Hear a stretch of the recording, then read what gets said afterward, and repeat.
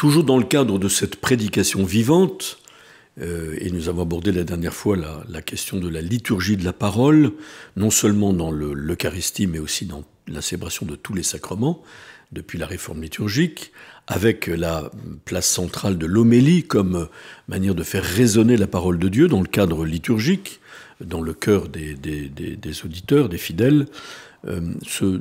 Cet autre moyen d'évangélisation qui est pointé par le pape Paul VI, qui est la catéchèse. La catéchèse qui est aussi pas seulement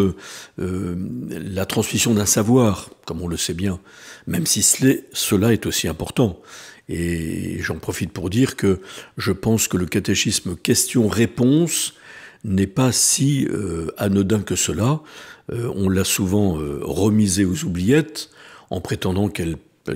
s'agissait d'apprendre par cœur et de fixer dans la mémoire un savoir qui n'était pas forcément intégré. Donc c'est là où, en effet, c'est peut-être la limite de l'exercice. Mais il reste important de fixer dans la mémoire, et la mémoire profonde, qui n'est pas seulement une donnée intellectuelle, une faculté intellectuelle de connaissance, qui accumule des connaissances, et là ce serait réduire la foi précisément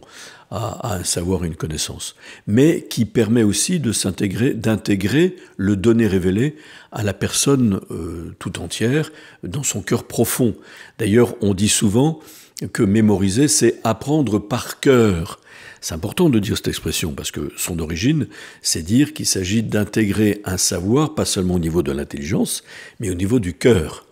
où se nouent les opérations les plus vitales de l'activité humaine. Et c'est pourquoi je pense qu'il n'est pas nul de promouvoir aussi cette connaissance par cœur. D'ailleurs, vous savez bien que le compendium du catéchisme catholique, comme le Yucat, qui a été adressé aux jeunes lors des Journées mondiales de la jeunesse de 2011 par le pape Benoît XVI, est construit de manière dialogique, par questions et réponses, où il ne s'agit pas forcément d'apprendre les réponses par cœur, mais en tout cas qui maintient cette dimension dialogique de la foi. Je reçois un donné et je suis appelé à y répondre. J'y réponds pas seulement par l'intelligence, comme un perroquet qui répète sa leçon, mais avec le cœur, c'est-à-dire avec la vie. Et donc je pense que c'est le but de la catéchèse que nous avons peut-être mieux développé aujourd'hui, avec le directoire général de la catéchèse, non seulement celui de 99, mais le plus récent, qui date de 2020, je crois, et là où il s'agit de faire résonner, encore une fois, ce donné révélé que l'on doit transmettre de manière synthétique et organique aux enfants, mais aussi aux adultes, et bien de faire résonner ce donné révélé dans le cœur et dans la vie des fidèles. Donc c'est toujours la même intuition qui était celle de la liturgie de la parole, où il ne s'agit pas seulement, encore une fois, d'accumuler des connaissances. Je précise ici un passage de ce numéro 44 de Evangelii Nuntiandi,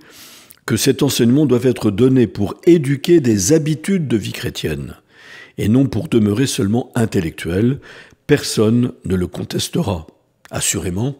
l'effort d'évangélisation gagnera beaucoup au plan de l'enseignement catéchétique donné à l'Église, dans les écoles, là où cela est possible, en tout cas dans les foyers chrétiens, si les catéchètes disposent de textes appropriés, mis à jour avec sagesse et compétence, sous l'autorité des évêques. D'ailleurs, sans qu'il faille négliger, poursuit-il en conclusion de ce numéro 44, d'ailleurs, sans qu'il faille négliger en quoi que ce soit la formation des enfants, on observe que les conditions actuelles rendent toujours plus urgent l'enseignement catéchétique sous la forme d'un catéchuménat pour de nombreux jeunes et adultes qui, touchés par la grâce, découvrent peu à peu le visage du Christ et éprouvent le besoin de se donner à lui. Vous voyez, tout ça pour dire, et c'est une des intuitions du directoire général de la catéchèse qui a été promulgué ces dernières années par le Saint-Siège, que le catéchuménat des adultes est d'une certaine manière le prototype de toute catéchèse, et donc de toute transmission de la foi, où il s'agit précisément d'aller jusqu'au bout. La personne, le catéchumène, est celui qui veut rencontrer le Christ. l'objectif de la catéchèse, c'est la rencontre avec le Christ qui transforme la vie et qui donc enseigne aussi une grammaire de vie, voyez, et pas seulement un savoir intellectuel